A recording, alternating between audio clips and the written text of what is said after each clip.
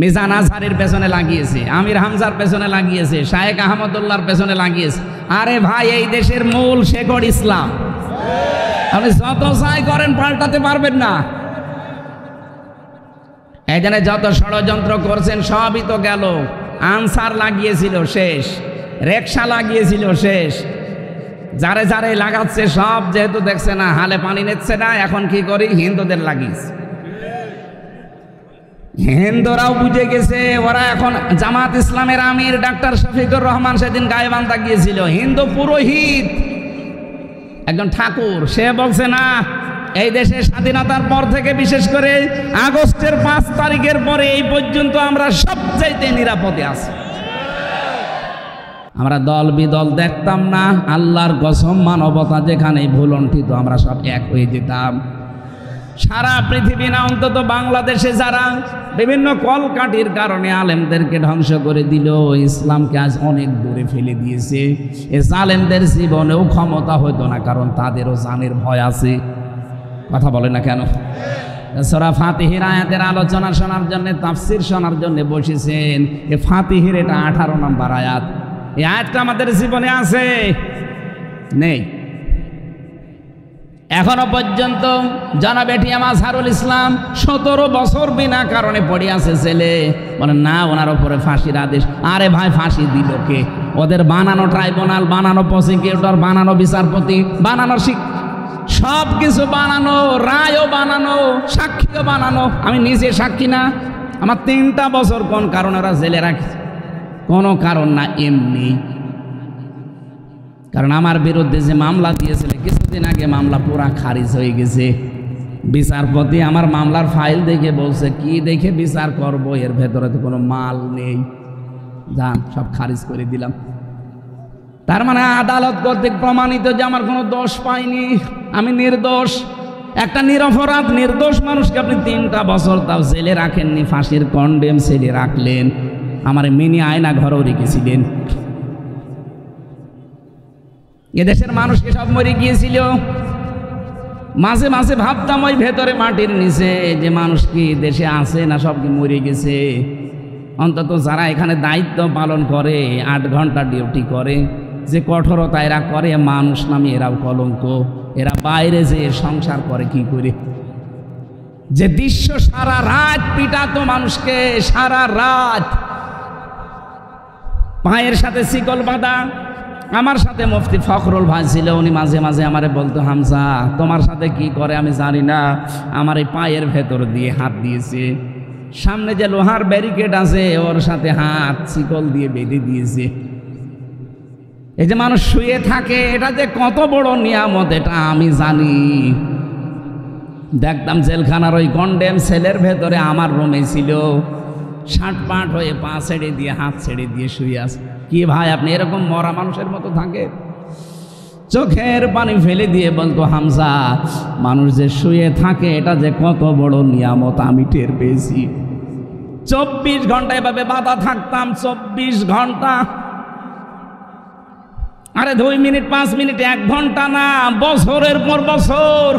খাবার দাবার তাও ভালো দিলে হয়, সকালে কটা পচা চুলা দিত, দুপুর বেলা কয়েক মোট ভাত দিয়েছে, তাও মনে হচ্ছে কেউ মাখিয়ে দিয়েছে।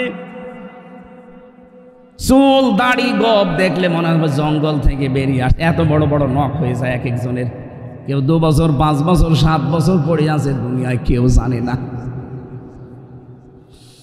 মাঝে মাঝে যখন নিয়ে আসতো রিমান্ডে, দেখতাম ভাই কেউ কেউ খুশিয়ে খুশিয়ে লিখে রেখেছে দেওয়ালের সাথে ভাঙা ভাঙা অক্ষরে, যে ভাই কেউ যদি বাইরে যেতে পারেন এই নাম্বারটা জানাবেন যে আমি বেঁচে আছি।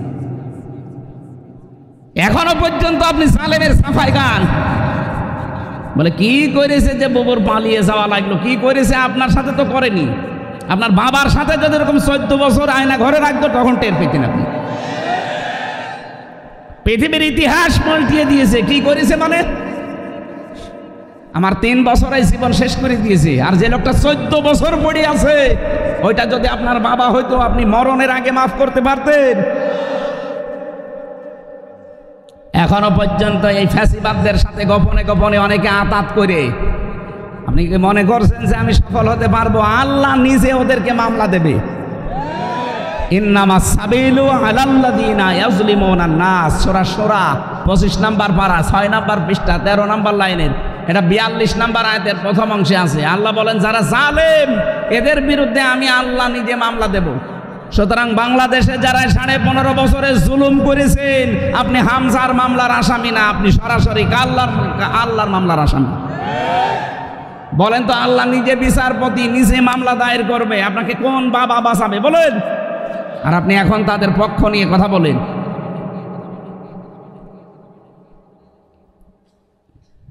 মাঝে মাঝে চিন্তা হতো যে যারা অন্তত এখানে দায়িত্বে থাকে এই মানুষগুলি কান্নার আওয়াজ শোনে কি করে, আর এরা বাইরে যে কি করে, এদের তো পরিবার আছে, এদের তো ছেলে মেয়ে আছে, বউ আছে, এরা স্ত্রীর কাছে থাকে কি করে, কি কঠিন আচরণ করতো। রাত 12টার সময় 3-4 জন মুখোশ দাঁড়িয়ে এসে বল, ভাই চলেন, কি কোথায় যাব, কোথায় যাবেন জানি না, চলেন। কালো কাপড় দিয়ে চোখ বেঁধে নিয়ে হঠাৎ করে গাড়িতে তুলে কালো কিলাস মেরে দিয়ে সারা রাত ঘোরাবে। কোথায় নিয়ে যাবে আপনি কিছুই জানেন না, আপনার হাত বাঁধা, পা বাঁধা, চোখ বাঁধা। হঠাৎ রাত 3টা 3:30টার দিকে কোথায় আমি, কোথায় মানে আপনি খুলে জিজ্ঞাসা করবেন কোথায়, বলবে এটা গাজীপুরের জঙ্গল, টাঙ্গাইলের মধুপুরের জঙ্গল। কি এখানে কি, বলে তোরে ছেড়ে দিলাম যা। যে আপনি দৌড় দেবেন, পেছন থেকে গুলি করে বলবে ক্রস ফায়ারে মরে গেছে। আমি যদি বানিয়ে বলি, কোরআন শরীফ আমার সামনে, যদি আমি বানিয়ে বলি আমার জানি এখনই মরণ হয়।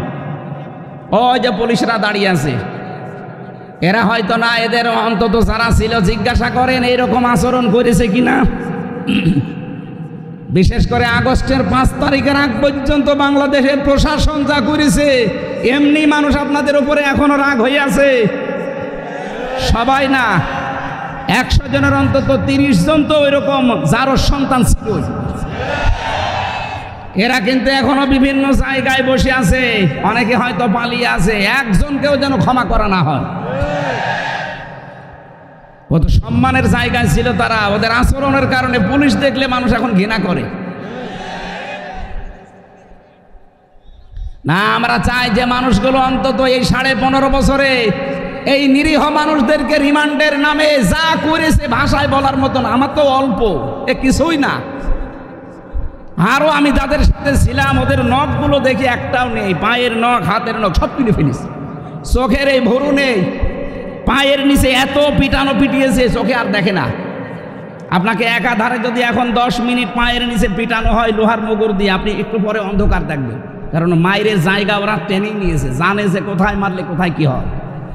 আমারে মাঝে মাঝে নিয়ে আসতে যে এই যে এটা দিয়ে আমরা নখ তুলি, এরকম বড় বড় ওই যে মেশিনগুলো আছে ওদের কাছে। আর এখনো অনেকে জালেমের স্ট্যাটাস দেয় যে কি করেছে উনি, যে ওনার পালানো লাগলো, অনেকে উন্নয়ন কম করেছে। কিসের উন্নয়ন?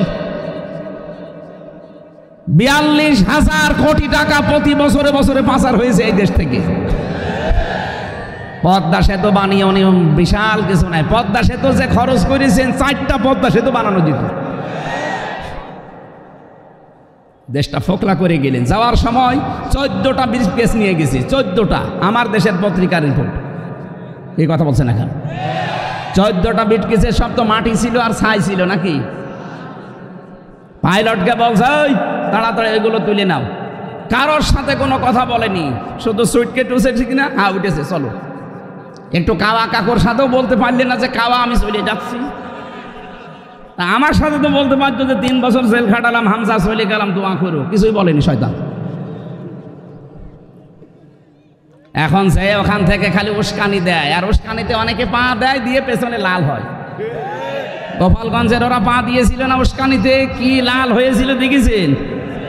বাদরের পেছনের মতো লাল হয়ে গিয়েছিল। কয়দিন গোপালগঞ্জ থেকে ঢাকায় আসলে শুনতাম যে বসে আসলে 300 টাকা, দাঁড়িয়ে আসলে 1000 টাকা। এরকম উস্কানিতে ঢাকাবাসী পা দেবেন? ওরা কিন্তু এখন এসব উস্কানি দিচ্ছে না, এখন বিভাজন শুরু করেছে। এখন আলেমদের পেছনে কিছু মানুষকে লাগিয়ে দিচ্ছে, মিজান আজহারের পেছনে লাগিয়েছে, আমির হামজার পেছনে লাগিয়েছে, শায়েখ আহমদুল্লাহর পেছনে লাগিয়েছে। আরে ভাই, এই দেশের মূল শেকড় ইসলাম, আপনি যত চাই করেন পাল্টাতে পারবেন না। এখানে যত ষড়যন্ত্র করছেন সবই তো গেল। আনসার লাগিয়েছিল শেষ, রেকশা লাগিয়েছিল শেষ, যারে যারে লাগাচ্ছে সব যেহেতু দেখছে না হালে পানি নিচ্ছে না, এখন কি করি, হিন্দুদের লাগিয়েছে। হিন্দুরাও বুঝে গেছে, ওরা এখন জামাত ইসলামের আমির ডাক্তার শফিকুর রহমান সেদিন গায়েবান্ধা গিয়েছিল, হিন্দু পুরোহিত একজন ঠাকুর, সে বলছে না এই দেশে স্বাধীনতার পর থেকে বিশেষ করে আগস্টের 5 তারিখের পরে এই পর্যন্ত আমরা সবচাইতে নিরাপদে আছি। আর আমাদের বিশ্বাস এই দেশে যদি ইসলাম কায়েম হয় আমরা আরো নিরাপদে থাকব। এটা রেকর্ড হচ্ছে, অন্যান্য ধর্মের যারা আছেন বিশ্বে সবাইকে বলছি, বাংলাদেশে যদি ইসলাম কায়েম হয় আমরা গ্যারান্টি দিচ্ছি এই দেশে সবচাইতে নিরাপদে থাকবো অমুসলিমরা। কারণ একটা মুসলমানের মাথায় আঘাত করলে একটা গুনাহ হবে, আর অমুসলিমের মাথায় আঘাত করলে ডবল গুনাহ হবে। কেন? কারণ একটা জুলুম আর একটা হচ্ছে আমানতের খিয়ানত। এই জন্য আপনারা নিশ্চিন্তে থাকতে পারেন, ইসলাম আসলে অনেকে ভয় দেখাচ্ছে তোদের কিন্তু দেশ থেকে তাড়িয়ে দেবে। দেশ থেকে তাড়িয়ে দেবে মানে ওরা এই দেশে জন্ম নিয়েছে, দেশের গর্বিত নাগরিক। এই কথা বলে না কেন? আর রাসূলের যে স্বপ্ন আল্লাহ বাস্তবায়ন করেছিলেন, রাসূল এখন নেই, আছে? রাসূলের নায়েব আছে না? এখানে আলেম কারা দেখে হাত তোলেন তো। এগুলো সব নায়েবে রাসূল, রাসূলের উত্তরাধিকারী এরা। এরা যদি স্বপ্ন দেখে বাস্তবায়ন আল্লাহ করবেন। এখানে শেষের শব্দ কি? লাকাদ সাদাকাল্লাহু রাসূলাহুর রুয়া বিল হক। আল্লাহ পাক বলেন রাসূলের স্বপ্নকে আমি অবশ্যই বাস্তবে রূপ দেব। এ বলছেন তো, কে বলছেন বলেন তো, আরো জোরে বলেন। কোরআনের পাখি আল্লামা দেলাওয়ার হোসেন সাইদি রহমাতুল্লাহ আলাইহি, উনি কি নায়েবে রাসূল ছিলেন না? যতগুলো স্বপ্ন দেখেছিলেন রাসূলের স্বপ্নের মতো সব স্বপ্নকে আল্লাহ বাস্তবে রূপ দিয়েছে। বলেছিল জালেমরা ইঁদুরের গর্ত পাবে না, ঠিক পাচ্ছে না। বলেছিল নাড়া দেওয়া হবে এখান থেকে একেবারে দিল্লি গিয়ে পড়বে, ঠিক পড়েছে। উনি স্বপ্ন দেখেছিলেন এই দেশে জালেমদের নাকের ডগার ওপরে কালেমার পতাকা তৎপত করে উড়বে, উঠতেছে, সামনে উড়বে, আমি গ্যারান্টি দিলাম সামনে উড়বে। আগস্টের 5 তারিখের আগের জরিপ দেখেন, আন্তর্জাতিক যতগুলো জরিপ আছে, মাত্র 100 জনের 15 জন মানুষ চাইতো এই দেশে কোরআনের বিধান কায়েম হোক। অথচ এই যে জানুয়ারির 1 তারিখের রিপোর্ট, এই দেশে মাত্র 4.5 মাসের ব্যবধানে 100 জনের 58 জন মানুষ এখন চাচ্ছে এই দেশে কোরআনের বিধান কায়েম। মানুষ বুঝে ফেলেছে যে কোরআনের বিধান ছাড়া এখানে ন্যায় বিচার কায়েম করা সম্ভব না। আপনাদের পাশের জেলা মুন্সিগঞ্জ, এখানকার একটা কোলাঙ্গার ছিল কালামানিক, আল্লামা সাইদিকে ফাঁসি দিতে পারে না, এই জন্য জীবনের বড় আফসোস। আল্লাহ অপমান করেছে, কলা পাতায় শুয়েছে, গলায় গামছা দিয়ে জনগণ টানতে টানতে নিয়ে এসেছে। এমনকি ওর বিসিও উড়ে গেছে, ওর বিসি নেই। আমি যেই জায়গায় থাকতাম ওই শয়তানকে শুনলাম সেখানে রেখেছি। ওদের নাকের ডগার ওপরে এই দেশে কালেমার পতাকা উড়বে ইনশাআল্লাহ। 4 নম্বরে উনি লন্ডনে বলেছিলেন এই পৃথিবীতে 257টা রাষ্ট্র, সর্বপ্রথম কোরআনের পূর্ণাঙ্গ বিধান কায়েম হবে আমার মাতৃভূমি বাংলাদেশে। এটা আমি, আমার বিশ্বাস, কোরআনের উপর আমার 100% বিশ্বাস আছে। আল্লাহ এটা দেখাবে।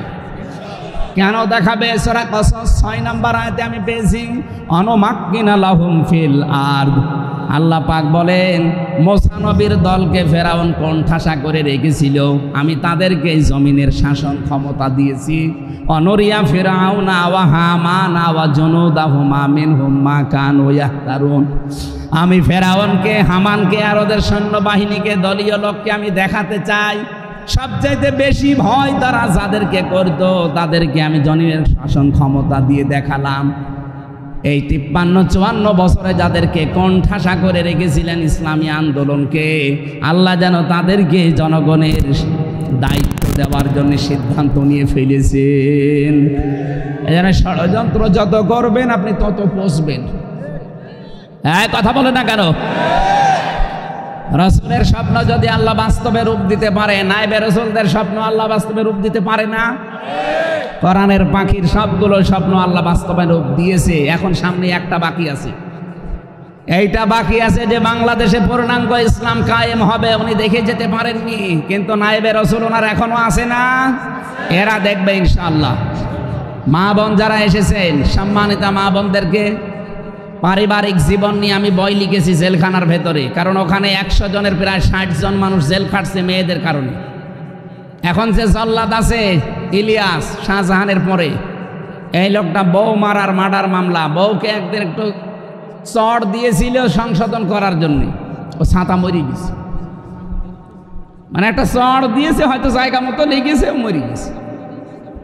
খুব বড় কাজের জন্য না, ও বউর সাথে মার মিল ছিল না, যত কামাই করে ও বউর সাথে কোনো মিল নেই। আরে আমি টাকা পয়সা কামাই করি, আমার মাকে দেব, বোনকে দেব, আর এর মন পাওয়া যায় না। এরকম ছোট মনের বউ দেশে নেই। কার বউ এরকম ছোট মন, হাত তোলেন তো। না, মিথ্যা কথা বলেন কেন? মেয়েদের প্রতি এখন আমার খারাপ ধারণা চলে আসতো। আলহামদুলিল্লাহ, দোহার আর নবাবগঞ্জের মেয়েরা সব আল্লাহর ওলি। হ্যাঁ, সম্মানিত মা বোনেরা, শুধু নামাজ পড়ে রোজা রেখে কালো বোরকা পরে জান্নাত পাবেন না। আল্লাহর কসম, আপনি নামাজ পড়ে রোজা রেখে কালো বোরকা পরে মনে করেন আমি জান্নাত চলে যাব না। স্বামী যেটা চায় ওইটা আপনাকে পছন্দ করা লাগবে, যদি জায়েজ হয়। অতুইনু আলা দীনি জাওজাতিহা, নবীজি বলেন মেয়েদের এই গুণটা লাগবেই। ওর স্বামী যদি বাইরে থাকে দ্বীনের কাজে, মানবতার কাজে, ইসলামের কাজে, সে যেন পেছন দরজা দিয়ে খাদিজার মতো সাপোর্ট দেয়। খাদিজা জীবনে এক ওয়াক্ত নামাজ পড়েননি, রোজা রাখেননি জীবনে একটা, হজ করেননি, যাকাত দেননি, কিন্তু তার জন্য জান্নাতে একটা ঘর আল্লাহ পাঠিয়ে দিয়েছে। জীবিত অবস্থায় জিবরাইলকে বলেছে, যাও এই ঘরটা দেখিয়ে বলবা যে এটা খাদিজার জন্য আল্লাহ বানিয়ে রেখেছে। কেন? নবীজি যখনই বাইরে থেকে আসতেন, খাদিজা ঘরটাকে নয়েজ মুক্ত রাখতেন, আওয়াজ মুক্ত, কোনো কোলাহল নেই। আর আপনি স্বামী বাইরে থেকে আসলে বাড়ি মনে হয় যে একটা জাহান্নাম বানিয়ে রেখেছেন। এইটা নেই, এইটা নেই, এইটা নেই, কেন? একটু সুখের সময় বলা যায় না? ও এমনিতেই মেজাজ গরম হয়ে সারাদিন রোদে পুড়ে আসে। এই জন্য মেয়েদেরকে বলবো, আপনি খাদিজার মতো স্বামীকে সাহায্য করবেন পেছন দরজা দিয়ে, তাহলে আপনাকে জান্নাতে খাদিজার সাথে আল্লাহ জায়গা করে দেবেন। উনি তো জীবনে এক ওয়াক্ত নামাজ পড়েননি, রোজা রাখেননি, হজ করেননি, যাকাত দেননি, শুধু স্বামীর পেছনে এই খেদমত আর শ্রম দেওয়ার কারণে যদি আল্লাহ তাকে জান্নাতে একটা ঘর বানিয়ে পাঠিয়ে দেয়, আপনাকেও দেবে ইনশাআল্লাহ। তাই বলে আপনি নামাজ পড়া ছেড়ে দেবেন তা বলছি না, অবশ্যই নামাজ পড়বেন। এই দাম্পত্য কলহর 27টা কারণ আছে। কয়টা? এই কারণগুলোতে আমাদের পরিবারে ঝগড়া হয়, মনোমালিন্য হয়, ডিভোর্স হয়, পরকীয়া প্রেম হয়। এটার জন্য আমি বই লিখেছিলাম 120 পৃষ্ঠা দিয়ে, ওখানে তো লিখতেও দেয় না শয়তানরা। খুব কষ্ট করে করে খালি নয়েট করে আমি বাইরে এসে বইটা ছেড়েছি। ওই গাড়ি থেকে মেয়েদের জন্য নিয়ে যাবেন, পুরুষের জন্য একটা আছে, মেয়েদের জন্য একটা আছে। 8টা বই করেছিলাম, তার মধ্যে 2টা জেলখানায় আর বাইরে 6টা, ওখানে মনে হয় 5-6টা আছে। ওটা অবশ্যই নিয়ে যেয়ে মেয়েকে, বউকে পড়াবেন। যে মেয়েকে বিয়ে দেবেন আগে 120 পৃষ্ঠা ভালো করে পড়, বউকে পড়াবেন, অন্তত গন্ডগোলগুলো কমবে। আল্লাহ আমাদেরকে, আমার মনে হয় এখন আর 5-7 মিনিট আছে নামাজের, আসরের নামাজ তো ফরজ, এই জন্য আমরা চালাতে পারছি না। আমি বের হয়েছিলাম অনেক আগে, কিন্তু আসতে রাস্তায় জামে পড়ার কারণে আমার দেরি হয়ে গেছে। হজ বাবা ওরফে ভণ্ডমতি, যে তার নিজ বাড়িতে কাবা ঘর বানিয়ে হজ করাতেন, তা জনসম্মুখে আসার পর সে দীর্ঘদিন আত্মগোপনে ছিলেন এবং তিনি আবার তার পূর্বের কার্যকলাপ শুরু করেছে, প্রস্তুতি নিচ্ছে। আপনি বিষয়টি দোহার বাসের নিকট তুলে ধরেন। কিসের? কাবা শরীফ শুধু মক্কায় আছে, এটা বাদ দিয়ে পৃথিবীর কোনো কাবা কেউ যদি বানায়, ওই যে আব্রাহা একটা কাবা বানিয়েছিল, ও ধ্বংস হয়ে যায়নি? এটা একটা ভণ্ড নয়, বুদ্ধি প্রতিবন্ধী। দোহারার সর্বস্তরের ধর্মপ্রাণ মুসলমান এবং প্রশাসন যেন বিষয়টি আইন হাতে তুলে নেবেন না। প্রশাসনের লোক আছে, ওনাদেরকে জানাবেন, প্রশাসনের মাধ্যমে, আইনের মাধ্যমে কাজ করুন। আগামীতে যদি আশপাশে কোনো জায়গায় আসি আমি, রাতের বেলা নিয়ে আসবেন। দিনের বেলা আমার মাহফিল আসলে গ্যাঞ্জাম হয়ে যায় আর সময়ও কম হয়ে যায়। একটা বিষয় বোঝাতে হলে 1-1.5 ঘন্টা 2 ঘন্টা সময় লাগে। তাফসির আকারে আগামীতে কথা বলবো কোনো জায়গায় রাতের বেলা আসলে। এখানে জনি শিকদার আছেন একজন, এই থানায় নাকি? ওই জায়গায় একটা মাহফিল নেওয়ার কথা আছে, এখনো নেইনি। আসলে সারা দেশে এখন তো আর কোনো জায়গায় জালেম নেই, এই জন্য সারা দেশে যেতে গিয়ে আমি মানে আরো দুর্বল হয়ে যাচ্ছি। আজকে 3টা, এখন এই ভাঙ্গা মোড়ে আছে মাগরিবের পরে, ফরিদপুর ভাঙা, রাতে আবার মাদারীপুর পাম্প শিবচরে, কালকে আবার বরিশাল। এই জন্য খুব জার্নিও হয়ে যাচ্ছে বেশি।